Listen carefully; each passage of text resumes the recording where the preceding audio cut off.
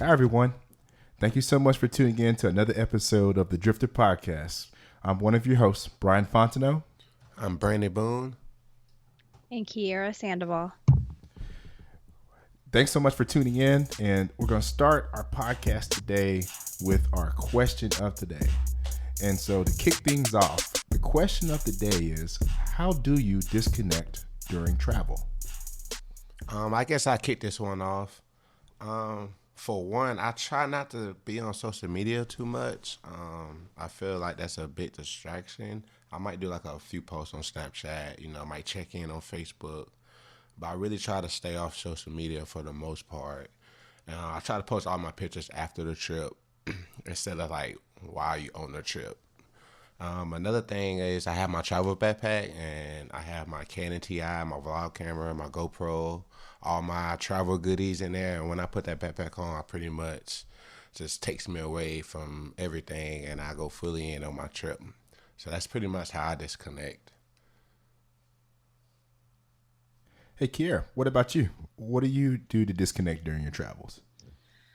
So generally when I go out of town, I'm packing my Sony cam, I have my camera, I have my iPhone ready to go, but my travel partner doesn't really like it too much. So I've learned to kind of leave those things at home. I'll take my cell phone, of course, but I've learned to just basically leave my cell phone in the safe at the Airbnb and just kind of use her phone to take some pictures, or maybe I'll take my phone out for a few hours. And basically, I'll just disconnect the whole time I'm there until I get back home. Okay. It's definitely been a change, but I've gotten accustomed to it. Change can be a good thing, I guess. Yes. So for me, disconnecting when I travel is, I guess, a little bit different. For me, it's about my cell phone, honestly. I get way too many emails, way too many messages, way too many notifications, period. Right. So my disconnection comes from I actually keep an old cell phone that don't really have that many apps or that many items with it. So it allows for me to be able to have kind of like a second life. All I do is turn off my main phones and then put in a new SIM card from the country that I go to. And when I'm there, it allows me to at least post. If there's little things I want to post, I can do that. But for the most part, I'm disconnected. Like I don't really connect to all the things that, would be home or nobody can really reach me. But except for my mom, because of course that's important. You gotta have mom on standby. Gotta have mom. She might be listening and be like, "Do what?" Right. But yeah, definitely have to be able to connect to mom. Yeah. So it just gives me the ability to have just the necessities as far as a few apps for taking photos, maybe a photo editing. I may post a few things here and there, but for the most part, a lot of people can't reach me, which helps me to really kind of disconnect and get some time, some R&R time, Right. much needed. And to touch bases on what Kiera said, my friends used to be like that, but I told them, like, look, I got to capture some moments. Right? Because I may not be here again, so you have to deal with it. But I try not to go overboard with it, though. There's a balance. And shoot, we have to blog about it too. Right, So. yeah. So I have to take pictures. Yeah, so what I'll do is I'll leave the Sony cam at home and I'll take my regular camera, but I won't take it out like every day, all day. And then when I do take the camera out, I can't stand there and just wait for the perfect photo. I'm kind of like snapping on the go. Right, And she ain't yeah. got about that life. She get really upset. So I try to meet her halfway, and she understands where I'm coming from. Yeah. So, but I definitely appreciate leaving everything kind of in the room sometimes, because you could just kind of just soak everything in. When you have stuff on you, a lot of times you're just like so in tune with trying to capture everything, you're not taking everything in. So Yeah. I like the balance. That's real.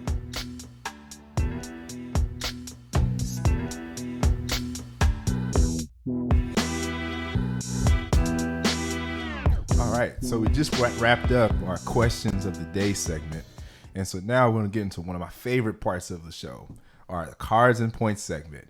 Brandon and I are going to cover each week in each podcast episode something along the lines of cards and points, because we want to make sure that you as the listeners are taking advantage of getting all of the possible trips you can for the lowest price possible thanks to cards and points. So today, the segment on cards and points is going to be on credit boot camp. I'm going to let Brandon hit things off. So before we get to the nitty gritty of cards and points, we want to do just like a little intro, a little credit card boot camp, a few pointers of what you need to know before you even start. I think there's 2 points you need to have in mind before you even think about getting your first credit card or your second or third. I think you need to be financially responsible. You're not getting these cards just to go stun and go buy a brand new MacBook or none of that, unless you need it. But Man, it's I'm about not, to buy a new house with my credit right. card. That's not what we use it for. So you have to be financially responsible enough to spend responsibly. Second, I think you need to have your debt in order and have like at least a little emergency funds just to start off. And then third, you need to understand how your credit works. I think that's really important. And if you don't know how your credit works, then things may get out of hand. So Brian gonna touch on a few points and explain exactly how your credit works. All right. So Brandon hit on one of the most important things. You can't work credit if you don't know how credit works. So I'm going to talk about 5 specific factors that go into this thing called your FICO score, which is basically is a score that helps credit agencies and bureaus rate you on the ability to extend your credit. So listen with me very closely as I'm going to give you the keys to success in making sure that you have the highest FICO score possible. So first, understand that most credit scores range from 350 points to a max of 850. You want to be at the highest part of the range. That means that you are really credit worthy. That means that people can trust you. That means that you pay your bills, hopefully on time, and some other stuff. So there are 5 different factors that really make up your FICO score or your rating on your credit.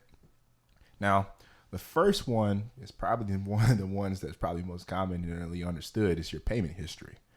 35% of your score comes from your payment history. And what that looks like is, are you paying your bills on time? Are you paying hopefully more than the minimum amount on your bills? All these things are what credit card companies look at when they want to give you an issue a credit card. And your payment history is at 35% of your score. So if you were to get 30 days, 60 days late, that can hurt your credit score a lot. In fact, it can take a long time for things to even fall off your credit score because they keep stuff on for 7 years. So the effects of missing a payment are so crucial that I will never tell you, oh, just be okay with a few days late. No, you need to make sure to be on time with your payments, and most importantly, pay ahead if you can. Now, a second and another substantial part of your credit FICO score, credit score, is the amounts owed. It makes up 30% of your credit. So they have this thing that they call looking at all the time when it comes to your credit, and that's what is your available ability to spend. They look at credit, they call it credit utilization ratio. If you had, in this example, a credit card with $1,000 and you happen to be rolling in the mall and Banana Republic says, hey, we got a 30% or 40% off sale. You might be tempted to go in, you see some pants or you see some summer fly gear that you're looking for and you decide to buy. So you spend $300 on your 1,000 limit credit card. Your credit utilization would be 30% because you're only using 30% of your available credit line, which that's the number you want to stay around anyways. But say, for instance, you roll over to a Zara store and Zara happened to have an even better sale. You got stuff at 56% off. Like you basically like just stealing it off the racks. And you spend another $300. Well, now you've utilized $600 out of your 1,000 credit limit and you have a credit utilization of 60%. So now it really looks like you're spending a lot or needing credit to maintain your lifestyle, which that's not what you want to be at. So between amounts owed and payment history, that's 65% of your credit score. So 2 big pieces that you have to look at. The next and third piece, which makes up 15% of your credit score, is the length of your credit history. So they like to see people that have had credit cards or credit profiles for long durations and periods of time. So that means that you want to have at least an average of 10 years. Now, I want you to listen to the word I just said. It's about the average. So when you have credit cards, if you have cards that you've had since the beginning of dawn and time before the dinosaurs, keep those cards. Do not ever go and cut up a card or do not close an account if you can, because the length in that credit history, the consistency of showing your payments, consistency of showing that you've had amount owed that you've been able to pay off, all makes your credit look good. Now, granted, it's 15% of your credit score, which is not a substantial part of it, but it still makes an important part. try to get those cards converted to cash back or no fee cards so that you can literally just keep a card that you don't even use so that you can have the credit history. So remember, the key word I said about this is it's about the average. Well, the average, say for instance, of a card that's 15 years and you have a card that you had for 10 years would be 12 and a half years. That's your average credit history amongst your profile. That's what they're looking at with that 15% when you're looking at your length of your credit history. So the goal is keep your cards for long periods of times if possible, because every time you add on a new card, that now just lowered your average credit history rating. The next piece, and the fourth piece, is what they look at as what's called new credit. New credit is going to make up 10% of your credit score. So with new credit, they're basically looking to see, do you have to go out and find credit every time you need to go buy something? Like if in the last 2 years you've applied for 16 times for stuff, they're going to start asking, do you really have all that cash you be reporting, or are you living your life on credit? Which that's a no-no. We don't want to pay interest because interest is the devil and it keeps you away from getting the points and tricks. So you have to look at balancing established credit, which we already talked about. 15% of your store is linked to credit history, and balancing getting new credit. So you want to pace out things over time. You don't want to go sometimes and get too many things back to back. And you also don't want to take too many rejections too at the same time. So keeping in mind that they're going to look at the possibility of new credit, which everyone famously talks about for Chase, is the 524 rule, which I'm currently under. I'm currently stuck by. We all can't apply for no Chase cards at all. Thank you, Chase. Thank you, Chase, for that. But basically, in the last 24 months at Chase, if you've gotten 5 new credit card accounts, they're not going to approve you for no card. I don't care if you made $1 million, $1 zillion, a gazillion trillion billion dollars. They're not going to approve you for a card.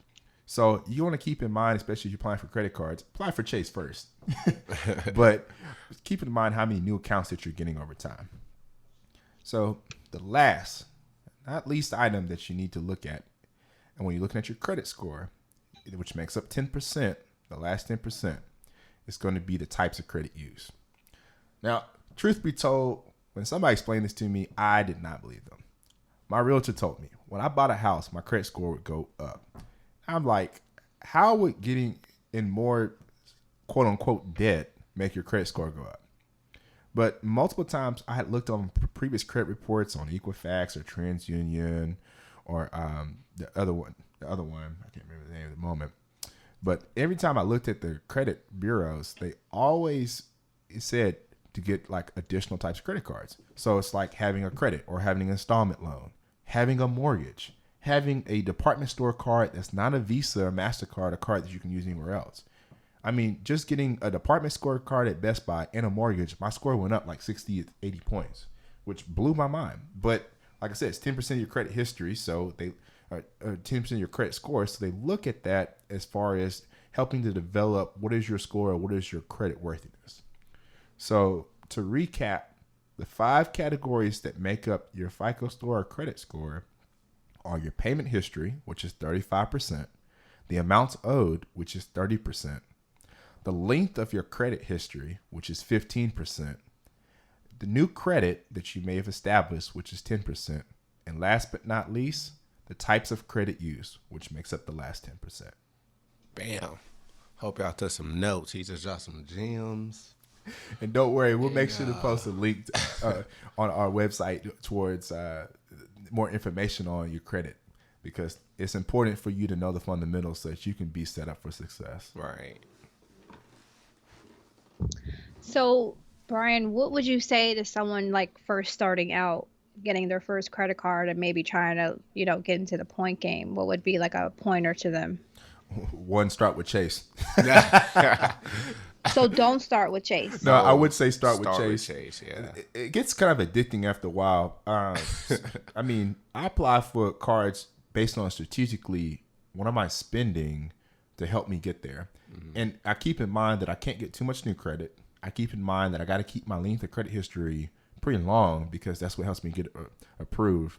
But also, when I apply for cards, I strategically think about what cards I'm actually going to spend on and which ones I'm going to keep. So when I talked about the amounts owed being 30% of your score and your payment history being 35% score, that's more than 50%. all I have to do is be able to have certain cards that I use that, I put low spend on, but I may have a high credit limit, but I don't really use that. And then on the other cards that I spend, they balance out. Also, I have consistent payments over time. If I keep I keep the cards that I have and find ways to, just convert them to other cards, which that's why I recommend people doing it first if you're afraid of getting new credit. But then not slowly adding on cards, because the more cards that you add actually helps improve the amounts owed because you have more available credit. And over time, you can balance out if you have a large balance somewhere else by having 2 or 3 other cards that you're barely using with a larger credit limit. So when it comes to somebody that might be applying for cards, looking at it, definitely look at what cards are going to be beneficial to you, which we'll cover in further segments on how you can analyze your credit cards and understand if you're getting the max amount of value out. But also remember, you also want to balance out your amounts owed. You want to have a continued payment history. So convert cards if you can. If you have an older card with a large limit, see if you can make it a miles and points card for you instead of it being cash back. You never know unless you ask. Yep. And one more thing, I think having your travel goals written down or what you want to do is important also, because different cards have, different ways you can use them. Like a Southwest card, that's basically just for domestic travel. But if you're trying to go to Africa or Europe, that Southwest card's not going to be helpful for you. So knowing your travel goals is really important. But we touch bases on that also. Have a goal, but most importantly, have a squad. Squad. Still waiting on my packet to come in the mail. Membership IDs are coming out soon. Yeah, right. I haven't got my membership yet. We had some bad weather. I'm about to go on strike. I can't take this anymore. This mistreatment right here is not cool. You can't do that. Do that. My suggestion for credit cards would be to also just make sure you have a budget in place when you start with the credit cards, so you know exactly what you can spend, what you can't spend, when things need to be paid. That's really, really important. It's really easy to take out your credit card and just start charging and charging and charging. Then you get a bill and you're like, oh God, I can't pay this. And then you see that small, minimum payment requirement and you're like, oh, I can handle $25 a month. And the next thing you know, you try to pay back $1,000 for the next 5 years. So I would just say, make sure you have your budget in place and know what you can spend and pay off that credit card every month. Pay your bills, y'all. If you can't pay your bills, don't put yourself in it.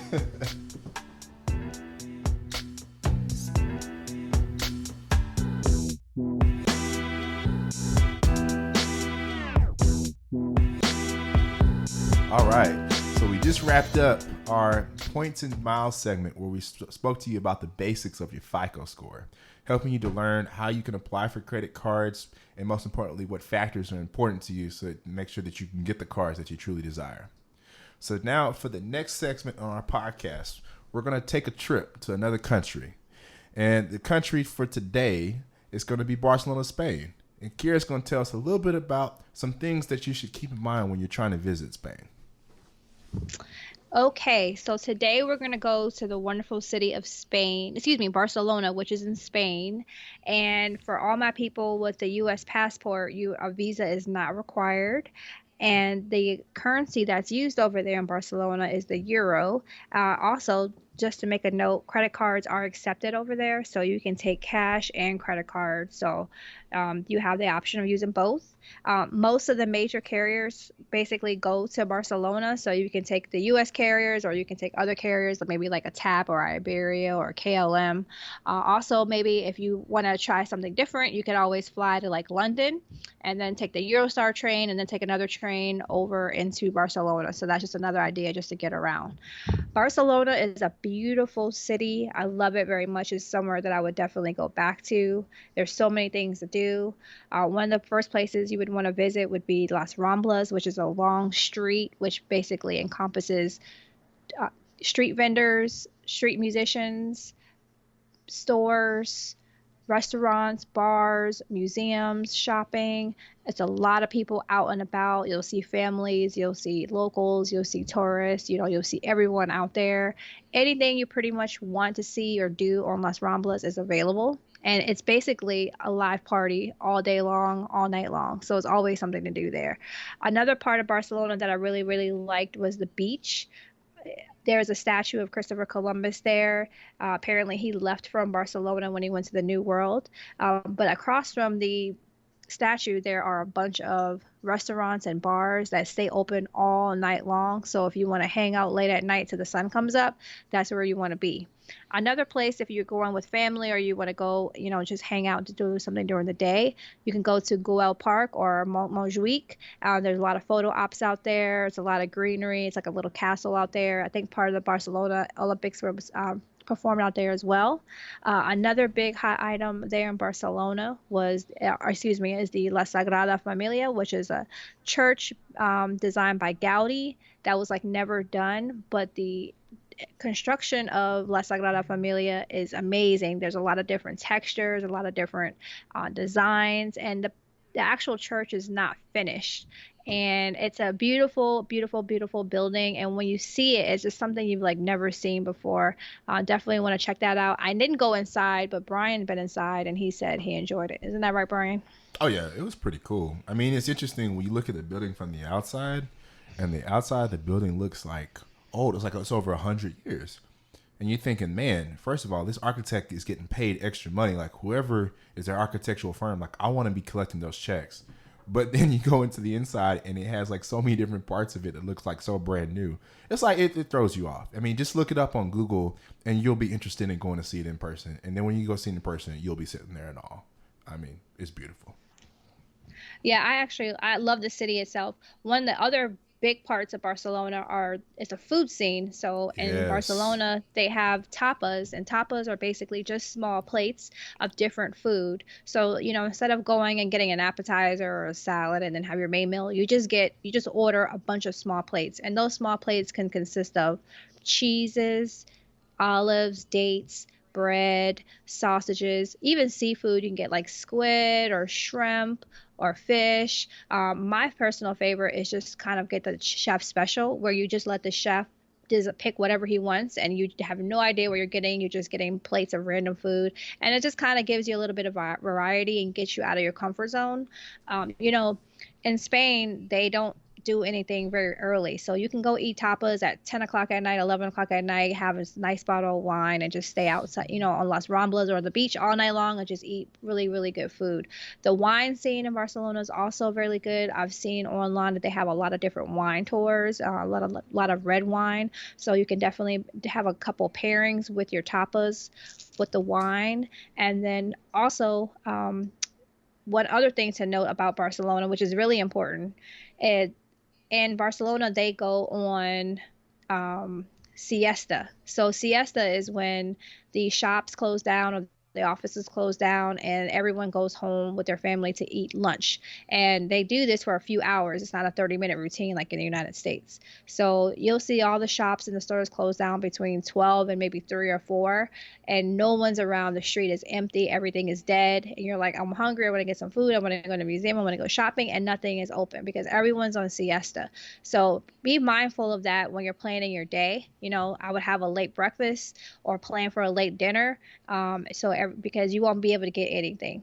But during that time, it's kind of a time for you to wander around the city and it won't be so crowded and congested. So that's all I have for Barcelona. Man, take me back, please. Yes. Brandon, we're ready for you to get out there. I know, it's on my list. Gotta make it happen. Gotcha. Right. But hey, I gotta ask one question. Is the food season? Yes, the food is seasoned. All right. Yes. They have a dish out there called paella, which is a seafood rice pan dish, and they have this big cast iron pot where they throw shrimps in there and scallops and octopus and fish and mussels and oysters, and they season it, with saffron and basil and all the other stuff. So everything is seasoned out That's there. what I like to hear. Yes. Cause Cuba, ooh, I wish I had some hot sauce or something with me. Yeah, I'm gonna start carrying around Concentrate. That's so funny. It's funny that you said that because I was in a group chat earlier and they were talking to people. Everyone's going to Cuba this weekend for Mm-hmm. a holiday, and people were like, "Oh, the food is trash. The food is trash." And I'm like, I don't know what kind of food y'all ate in Cuba, but I had some good food. Like it was up there as far as like quality of food, like the taste of food. Yeah. So I think it just depends on where you go, and maybe. You guys went several months after I did, so they're kind of short on food there. So maybe they're out on their. They didn't have onions, like they don't have stuff like onions or green bell Yeah, that's peppers. true. So that could make a big It difference. wasn't too bad. I mean, we had some good seafood, We sure did. but it's just But because for used the a, most a part- little Tony's maybe. Yeah, little Tony. So we add like salt and pepper, Just a try to little save it, bit, you know. yeah. You gotta pack some hot sauce in your bag Right. for your next trip. Look, Right. Beyonce was onto something when she said that. I'm just saying. Look, She was a pretty smart woman. hey, Drifter hot sauce Probably coming carries it. soon. She probably do.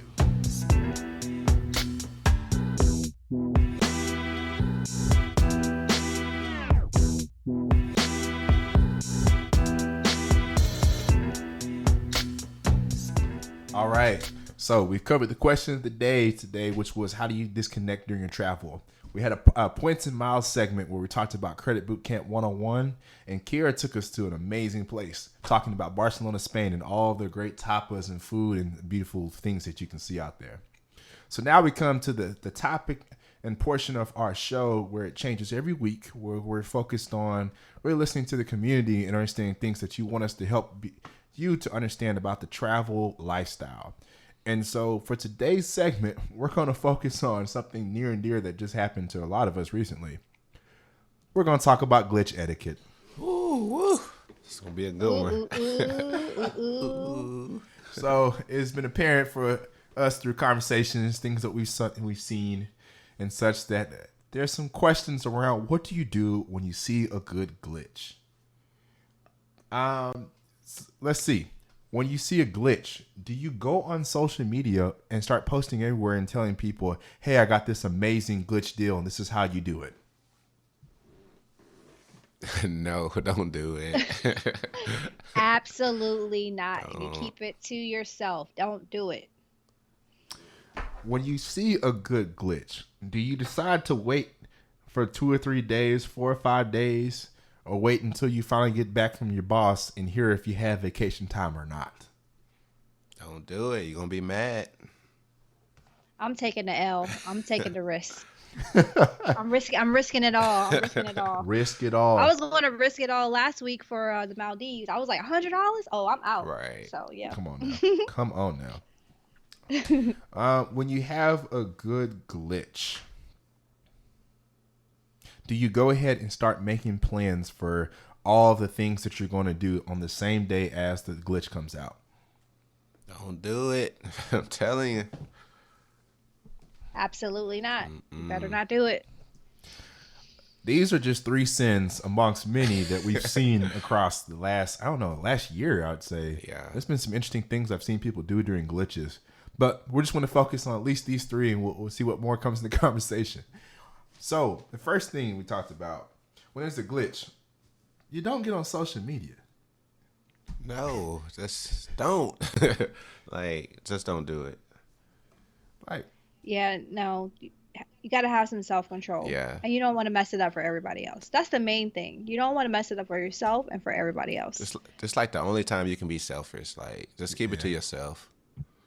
yeah, I think people forget also that airlines have social media accounts too. I don't know, like, I think Delta or American Airlines, they have like 6 different Twitter handles. So, if they don't catch you through one, they're going to catch the other. So as soon as you're like, hey, I got this amazing Delta glitch, and then you like add Delta on top of that, and it's like, hey, if you do this flight, you're going to get it this way. Everybody's going to find out about your glitch. They're going to do it. And then Delta's going to find out and be like, oh, I'm just going to press one button and cancel everybody's flight.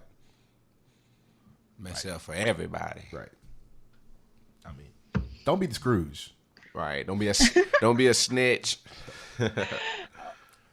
Snitches get stitches. Hey, Is that I what it is? straight took up. words out my mouth. Real talk. Yeah. Snitches get stitches. Don't be that social media snitch. Do y'all text message friends though, like when a glitch comes? I mean, that might be some great area for a lot of people that are listening. Only Travel Squad. That's it. Travel Squad. Only. Waiting on my invite to the travel squad. It's coming. I'm gonna be 50 by the time I come have my AARP card. Hey, it's coming like a Frank Ocean album. Right. Oh, ooh. I'm gonna be 45 when I get it then.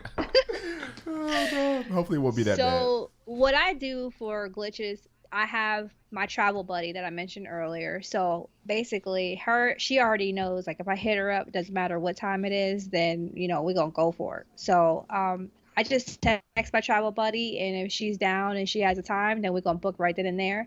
Last week I was gonna make an executive decision with the Maldives, quote unquote, glitch fare for $150. I was just going to just blindly just book it for her, and we are going to take care of it later, but we didn't do that. So yeah, no, I have a crew that I text, and we only text amongst ourselves. We don't put anything on social media or let anybody else know. Right. Well, I mean, let's talk about the Maldives. Somebody snitched on that glitch. You think so? I mean, they cut that thing off with the quickness too. Like the next day, everybody was like, cancel. I mean, it wasn't like no delayed cancel like that one to $250 to anywhere in life. I mean, I was about to say, bro, at this rate, you could get $250 to heaven. You can go there and back. I mean, everything on the world was like $250. I was like, it was crazy. And with that glitch, at least they like took 3-4 days to cancel a month, make you sweat it out. But with the Emirates glitch, man, within the next day, people got their flights canceled. Yeah, I don't know. They was watching, man. They marketing team on it. Feds be watching. Straight up. So I don't know with Emirates, they're probably on high alert now. Their sales are down because you can't have any electronics coming from that, those areas over here. So they're already losing a lot of money. So I'm sure somebody, hit enter and was like, oh my God, I'm about to lose my job. And then they were like cancel it all, shutting it all down. They were trying to save face. Try to be in the black for the year, not in the red, Well, shoot. Sounds like they need that glitch. Yeah, they might need a few more glitches on top of that to say they come say on they with sold. it. Come on with it. Come on with it. Give me that glitch blessing. Glitch life. All right. So the second thing we talked about with the glitch. So we already talked about the fact that you don't go on social media and post stuff like that. Do you go ahead and start booking all of your stuff for your glitch?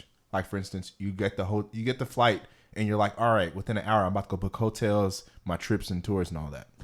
You can do that if you want to lose money. But nah, don't do it. At least wait until you get your confirmation from the airline. That would save you a lot of headache and a lot of money. Whole lots of money. Yeah, definitely wait until you get confirms, but I would wait a couple weeks after you get your confirms, because booking anything the first 3 days after you book, booking hotels or anything after you book your plane ticket, you're going to waste money easily, if everything gets canceled on you. Yeah, I mean, I've watched people who booked non-refundable hotels, non-refundable transportation from different places, and book tours and stuff like that. And you get excited because you think, man, I got this amazing deal. And like, you're like, I'm flying on it. And then all of a sudden they cancel the flight, and now you're coming out of pocket. Yep.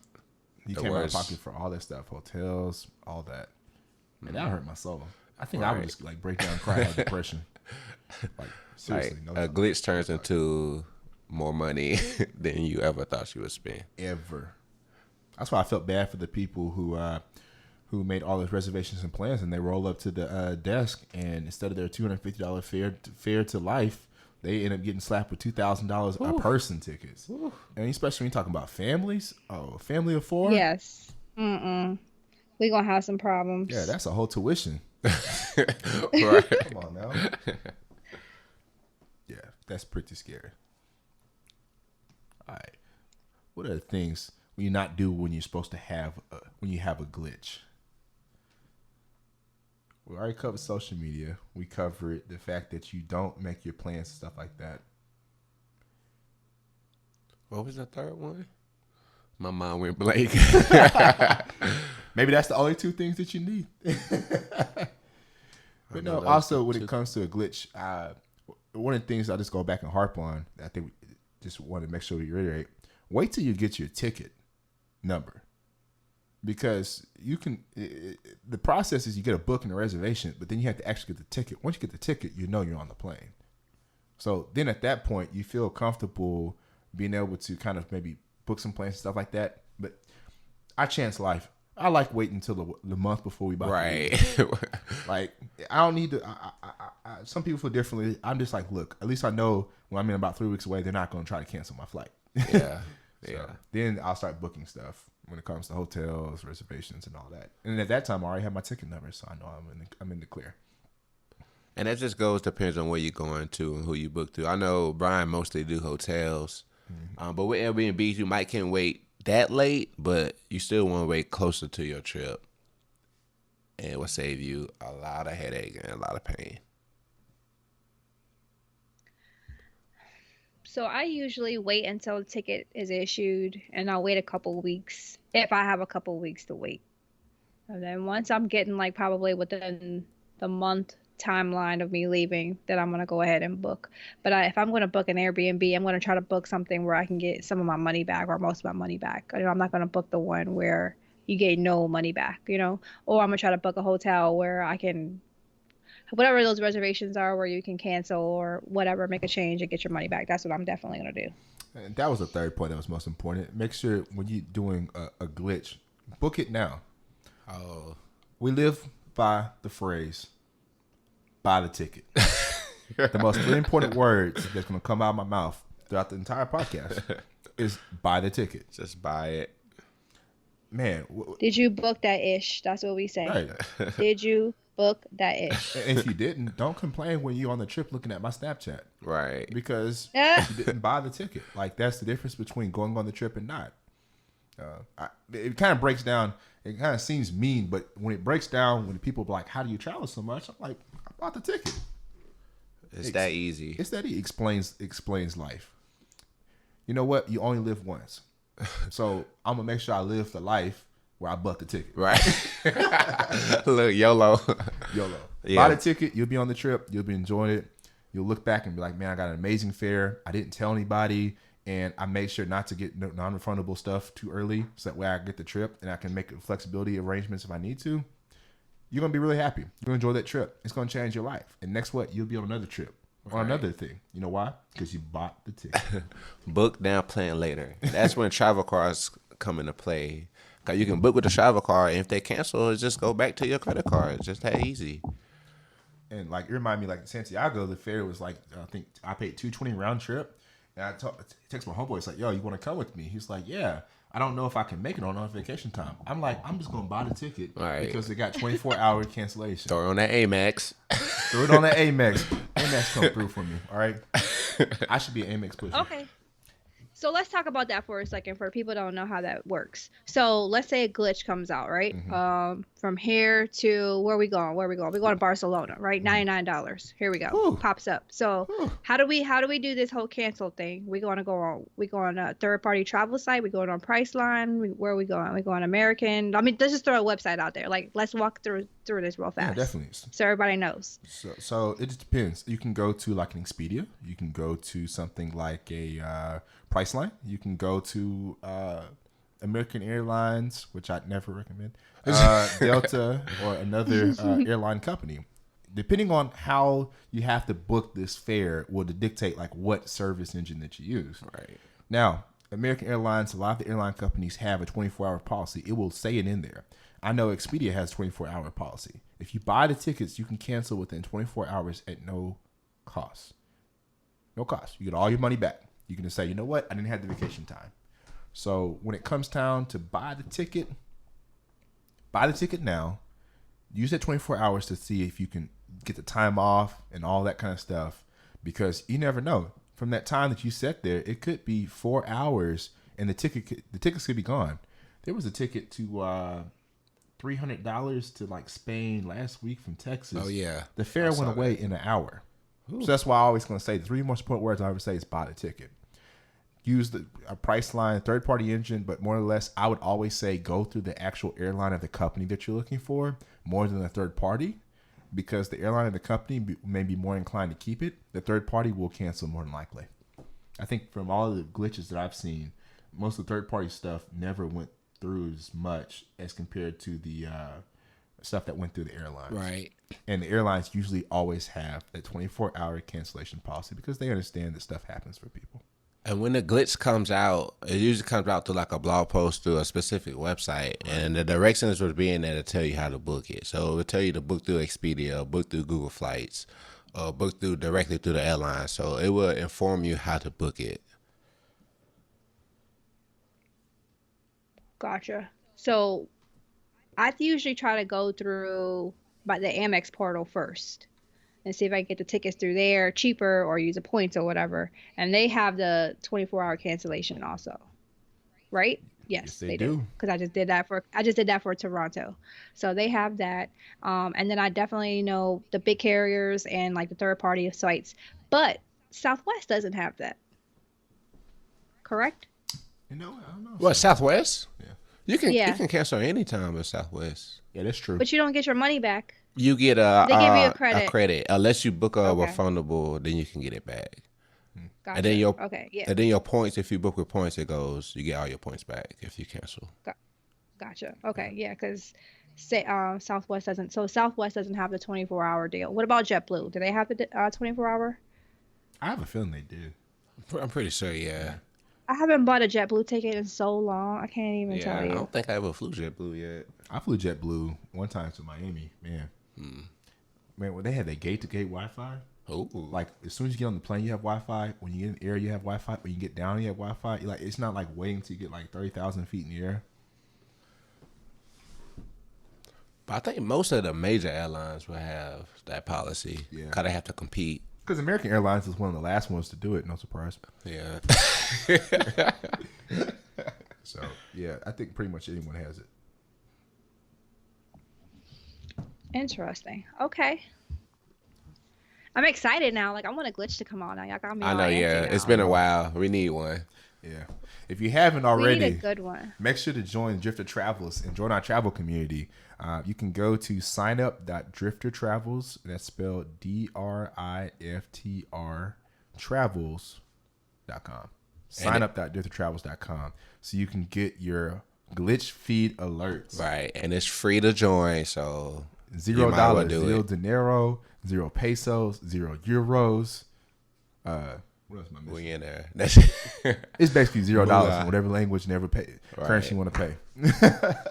So yeah, make sure to join so you can get all of your air and glitch feeds and all that, so that you can know exactly what's going on and you can catch an amazing deal like this. Man, I'm ready for a new one. We're ready. New Year's, 2 years in a row have been like under $300 round trip. Oof, we need that. Travel guides, bless us. Travel guides, come through. I need like a $1.99 flight to Morocco. That's what I need right now.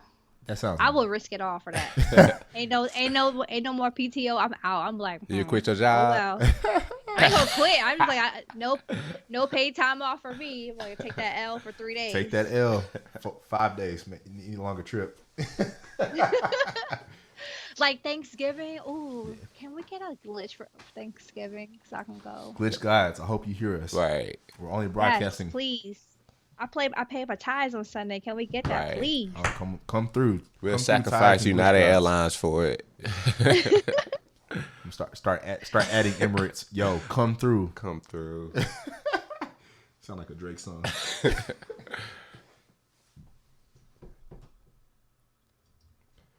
Cool. Well, thanks everyone for tuning in. This has been another episode of the Drifter Podcast with your host Brian Fontenot, Brandon Boone,